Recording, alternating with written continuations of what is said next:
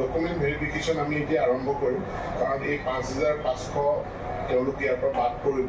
আৰু যিখিনিয়ে জিটিপিজিটিত পাইছে তেওঁলোকো তাৰ ভিতৰত যদি আবেদনকাৰী আছিলে তেওঁলোকো তাৰ পৰা বাদ পৰিব আৰু বাকীসকলৰ ডকুমেণ্ট ভেৰিফিকেশ্যন আমি এতিয়া সোনকালে আৰম্ভ কৰিম। গতিকে বন্ধুসকল আপোনালোকে গম পালে যে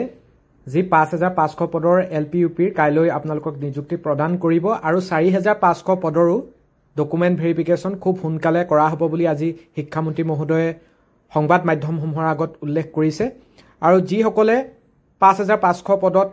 LP আৰু UPৰ কাইলৈ নিযুক্তি পত্ৰ পাব সেইসকলেও 4,500 পদত তেওঁলোকেও আবেদন কৰি থৈছে গতিকে তেওঁলোকৰ নাম বাদ পৰিব লাগিব ঠিক সেইদৰে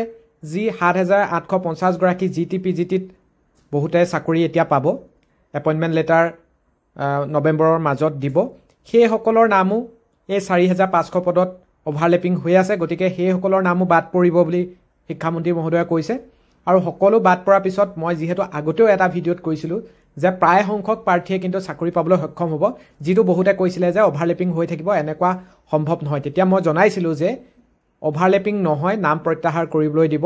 আৰু CTET কিমানসকল প্ৰাৰ্থীয়ে পাছ কৰি আছে আৰু কেনেধৰণে বহুতো প্ৰাৰ্থীয়ে চাকৰি পাবলৈ সক্ষম হ'ব এটা মই এনালাইচিছ লৈ আনিছিলোঁ আগৰ যিসকলে জইন হৈ আছে তেওঁলোকে গম পায় গতিকে আপোনালোকে বিশেষ টেনশ্যন লৈ থাকিব নালাগে 4,500 পদৰ ডকুমেণ্ট ভেৰিফিকেশ্যন খুব সোনকালে হ'ব আৰু 2026 চনত আপোনালোকেও নিযুক্তি পাবলৈ সক্ষম হ'ব আৰু ADREৰো যিহেতু ডকুমেণ্ট ভেৰিফিকেশ্যন চলি আছে মই ইতিমধ্যে প্ৰায় 10টাতকৈ বেছি ডিপাৰ্টমেণ্টৰ ডকুমেণ্ট ভেৰিফিকেশ্যন সন্দৰ্ভত আজি জাননী ৰাতিপুৱাই আপোনালোকলৈ লৈ আনিছোঁ যিবিলাক জাননী আছাম ট্ৰিবিউন বাতৰি কাকতত প্ৰকাশ পাইছে আৰু গ্ৰেড 3 আৰু গ্ৰেড 4 বহুতো প্ৰাৰ্থীক যিসকলৰ ফাইনেল ৰিজাল্ট আহিলে তেওঁলোকক ডকুমেণ্ট ভেৰিফিকেশ্যন আৰু কিছুমান ডিপাৰ্টমেণ্টে এফিডেভিট বা চেলাৰী ডিটেইলছ পাবৰ বাবে একাউণ্ট ডিটেইলছ তেওঁলোকক বিচাৰিছে গতিকে সকলো আপোনালোকে নিব আৰু এখন নটিচ থাকি গৈছিলে সেইখন হৈছে সয়েল কনজাৰভেশ্যন ডিপাৰ্টমেণ্ট এইখনতো 12 নৱেম্বৰ তাৰিখে ডকুমেণ্ট ভেৰিফিকেশ্যন হ'ব ইয়াত মতা হৈছে ক্লাছ 3 আৰু ক্লাছ 4 সকলো প্ৰাৰ্থীকে আৰু লিষ্টটো গ্ৰেড 3 আৰু বা ক্লাছ 3 ক্লাছ 4 বা গ্ৰেড 3 গ্ৰেড 4 সকলো প্ৰাৰ্থীৰ নাম ইতিমধ্যে সয়েল directorate.assam.gov ত প্ৰকাশ পাইছে আপোনালোকে চাই ল'ব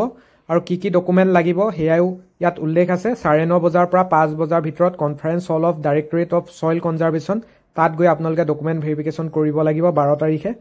আৰু all relevant original document copy of online application admit cards date of birth educational certificate সকলো লাগিব কম্পিউটাৰ চাৰ্টিফিকেট লাগিব যিসকলে আপোনালোকে ডিগ্ৰী উইথ কম্পিউটাৰ পাছ কৰি আছে তাৰপিছত ড্ৰাইভাৰসকলৰ বাবে ড্ৰাইভিং লাইচেন্স আধাৰ কাৰ্ড পান কাৰ্ড বা ভোটাৰ কাৰ্ড লাগিব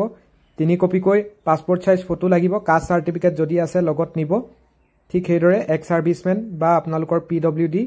যিসকল আছে কেটেগৰী তেওঁলোকে নিজৰ কেটেগৰী চাৰ্টিফিকেট নিব আৰু এমপ্লয়মেণ্ট এক্সচেঞ্জ চাৰ্টিফিকেটো আপোনালোকৰ লাগিব আৰু কিবা ভেলিড ৰিজন বা জেনুইন ৰিজনত যদি 12 তাৰিখে আপোনালোকে ডকুমেণ্ট ভেৰিফিকেশ্যন কৰিব নোৱাৰে তেনেহলে আপোনালোকে 13 তাৰিখে ডকুমেণ্ট ভেৰিফিকেশ্যন কৰিব লাগিব গতিকে কেৱল কেণ্ডিডেট সকলহে ভেনুত প্ৰৱেশ কৰিব পাৰিব এইখনে আছিল সয়েল কনজাৰভেশ্যনৰ তৰফৰ পৰা অহা নটিচ আৰু বহুতো ডিপাৰ্টমেণ্টে আমাক সুধি আছে যে আমাৰ নটিচ নাই অহা নেকি আপোনালোকৰ নটিচো কাইলৈ পৰহিলে ভিতৰত সকলোৰে ওলাই যাব আৰু যিসকলৰ কিছুমানে ডিপাৰ্টমেণ্টৰ নটিচত যেহেতু ৰোল নাম্বাৰ দিয়া হৈছে কিছুমানৰ নাম নাই অহা সেইসকলে হয় ৱেইট কৰক আপোনালোকে যদি নাহে তেনেহলে গম পাব যে যি কেইজন নিৰ্দিষ্ট প্ৰাৰ্থীক মতা হৈছে হয়তো তেওঁলোকৰ পুনৰবা ডকুমেণ্ট ভেৰিফিকেশ্যনৰ প্ৰয়োজন আছিল সেয়েহে মতা হৈছে আপোনালোকক নাই মতা মানে আপোনালোকৰ গণ্ডগোল আছে এনেকুৱা কথা নহয় কৰবাত যদি কিবা ডাউট থাকে তেনেহলে পুনৰ ভেৰিফিকেশ্যন কৰা হয় সেইভাবে মতা হৈছে আৰু যদিহে সকলোকে মতা হয় তেনেহলে আপোনালোকৰো নটিচ অহাটো নিশ্চিত কিন্তু আপোনালোকে ৱেইট কৰিব লাগিব সেইভাবে আপোনালোকে বিশেষ টেনশ্যন লোৱাৰ প্ৰয়োজন নাই আৰু যদি কিবা আপডেট আহি থাকে বা নটিচ যদি আমি পাওঁ আপোনালোকৰ আগত শ্বেয়াৰ কৰিমেই আৰু আমাৰ যদি কেনেবাকৈ থাকি যায় সেইভাবে আপোনালোকে নিজাববীয়াকেও নিজৰ ডিপাৰ্টমেণ্টসমূহৰ ৱেবছাইটত আপোনালোকক চেক কৰি থাকিবলৈ অনুৰোধ জনালো ধন্যবাদ